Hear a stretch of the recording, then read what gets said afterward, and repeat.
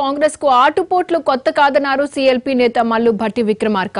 Rahul సభతో parliament ఎన్నికల ప్రచారానికి శ్రీకారం చుడతామన్నారు. కేటీఆర్ పదే పదే మాట్లాడుతున్నారని, కాంగ్రెస్ అభ్యర్థుల కొరత లేదని స్పష్టం చేశారు భట్టి. అసెంబ్లీ ఎన్నికలకు పార్లమెంట్ ఎన్నికలకు తేడా ఉంటుందన్నారు ఆయన. కాంగ్రెస్ అంటే టీఆర్ఎస్ కు భయం పట్టుకుందన్న మల్లు భట్టి విక్రమార్కతో మా ప్రతినిధి Chari face to face. Congress party parliament ఎన్నికలకు సిద్ధమవుతుంది. పార్టీకి సంబంధించినటువంటి ముఖ్య నాయకులందరితో మరి కాసేపట్లో సమావేశాన్ని కూడా ఏర్పాటు చేశారు. మార్చి 9వ తేదీన ఏఐసీసీ అధ్యక్షుడు రాహుల్ గాంధీ తెలంగాణకు వస్తున్నారు. దీంతో పార్లమెంట్ ఎన్నికల ప్రచారానికి శంఖారావాన్ని కాంగ్రెస్ ప్రారంభించబోతుందనేది స్పష్టమవుతుంది. ప్రస్తుతం సీఎల్పీ నేత భట్టి విక్రమార్క మనతో ఉన్నారు. భట్టి గారు, కాంగ్రెస్ పార్టీ అసెంబ్లీ ఎన్నికల ఫలితాలను చూసింది. ఇప్పుడు పార్లమెంట్ ఎన్నికల్లో బరిలో నిలవడానికే అభ్యర్థులు లేరు అనే ఒక చర్చ జరుగుతుంది. నిజమేనంటారా? చాలా పెద్ద ఎత్తున పోటీ జరుగుతుంది అభ్యర్థిత్వం కోసం. బహుశా మీరు చూసుంటారు, గాంధీ భవన్లో ఒక్కొక్క సీటుకి ఎంతమంది అప్లికేషన్స్ పెట్టారు. అంటే కావాలని కొద్దిమంది చేసేటువంటి ప్రచారం తప్ప ఒక జాతీయ పార్టీగా కాంగ్రెస్ పార్టీలోంచి పోటీ చేయడం అదృష్టంగా భావించే వాళ్ళు చాలామంది ఉంటారు. సో పోటీ అనేది చాలా బలంగా ఉంది. చాలా సీట్లు గెలుస్తాం కూడా మేము. అంటే పోటీ వరకైనా ఎన్నికల్లో గెలిచే ప్రభావం పరిస్థితి తెలంగాణలో కాంగ్రెస్ పార్టీకి ఉందంటారు? తప్పనిసరిగా చాలా సీట్లు గెలుస్తామనే మాకున్న అంచనాలు ఉన్నాయి. మేము దాన్ని ఆ రకంగానే ముందుకు పోతా ఉన్నాం. కేటీఆర్ నిన్న ఒక కామెంట్ చేశారు. కాంగ్రెస్ పార్టీ తెలంగాణలో చచ్చిపోయింది, దానికి ఇక లేసే పరిస్థితి లేదు, పార్లమెంట్ ఎన్నికల్లో కనీసం ఎక్కడ ప్రభావం కూడా చూపెట్టలేదు అని ఒక విమర్శ చేశారు. దీనికి అసెంబ్లీలో ఎన్నికల్లో కూడా చూసాం, 88 మంది ఎమ్మెల్యేలను టీఆర్ఎస్ గెలుచుకుంది. కాంగ్రెస్ చాలా చోట్ల ఇబ్బందికరమైనటువంటి పరిస్థితి. అలాగే గెలిచినటువంటి ఎమ్మెల్యేల సంఖ్య కూడా మీకు తెలిసిందే. అంటే గెలిచిన ఎమ్మెల్యేల సంఖ్య కంటే కూడా వచ్చినట్టు ఓట్ షేర్ చూస్తే కాంగ్రెస్ పార్టీ సచ్చిందో ఇక్కడ బతికిందో ఆయనకు అర్థమవుతుంది.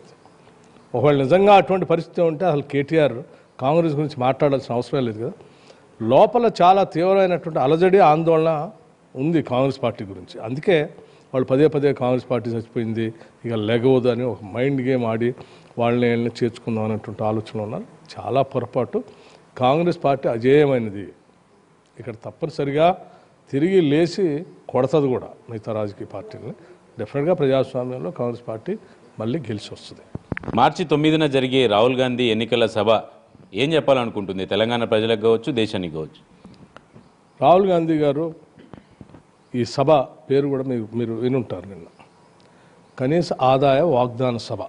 అంటే మేము ఈ దేశంలో ఉన్నటువంటి పౌరులందరికీ ఆకలితోనో బాధతోనో లేకపోతే మినిమం ఇన్కమ్ కూడా లేకుండా బాధపడేటువంటి పరిస్థితి రాకూడదు. పోలరైజేషన్ విపరీతంగా జరుగుతూ ఉంది. కార్పొరేటైజేషన్ విపరీతంగా పెరుగుతుంది. సూట్ బూట్ ప్రభుత్వాలు వచ్చేసి ఈ దేశంలో ఉన్నటువంటి ప్రజలకి మినిమం ఆదాయం కూడా లేకుండా చేసేటువంటి పరిస్థితి ఏర్పడుతూ ఉంది ఈ గ్లోబలైజేషన్లో, ఈ ప్రధానమంత్రి నాయకత్వంలో. అందుకోసమే రాహుల్ గాంధీ గారు ఈ దేశంలో పుట్టిన ప్రతి పౌరుడికి కనీస ఆదాయం వాగ్దానం అనేది ఉండాలి భారత ప్రభుత్వాల నుంచి. అటువంటి కనీస ఆదాయ వాగ్దాన స్కీమ్ అతను సంబంధించి ఈ సభ ఏర్పాటు చేస్తాను. తప్పనిసరిగా ఈ దేశానికి, ఈ రాష్ట్రానికి అవసరమైనటువంటి సభ ఇది. సీఎల్పీ నేతగా చెప్పండి, తెలంగాణలో ఎన్ని పార్లమెంటు సీట్లని కైవసం చేసుకునే పరిస్థితి కాంగ్రెస్కు ఉందంటారు? సంఖ్య కరెక్ట్గా ఇన్నే కైవసం చేసుకుంటాం అనేటువంటి చెప్పడం అనేది కరెక్ట్ కాదు. కానీ పోటీ చేసిన అన్ని సీట్లు గెలవాలనేటువంటి ఆలోచనతో రాజకీయ పార్టీగా మేము ముందుకు పోతాం. సరే, సంఖ్య అనేది అప్పుడు గెలుపోవటం వల్ల సహజంగా మాకు కొన్ని వస్తాయి, వాళ్ళకు కొన్ని వస్తాయి. అవన్నీ ఎన్నికలైన తర్వాత తెలుస్తుంది. ఇప్పుడు జరిగే సమావేశంలో ఏ అంశాలని చర్చించబోతుంది గాంధీ భవన్లో? మరి కాసేపట్లో సమావేశం ప్రారంభం కాబోతుంది కదా. ఇది అత్యవసర సమావేశం.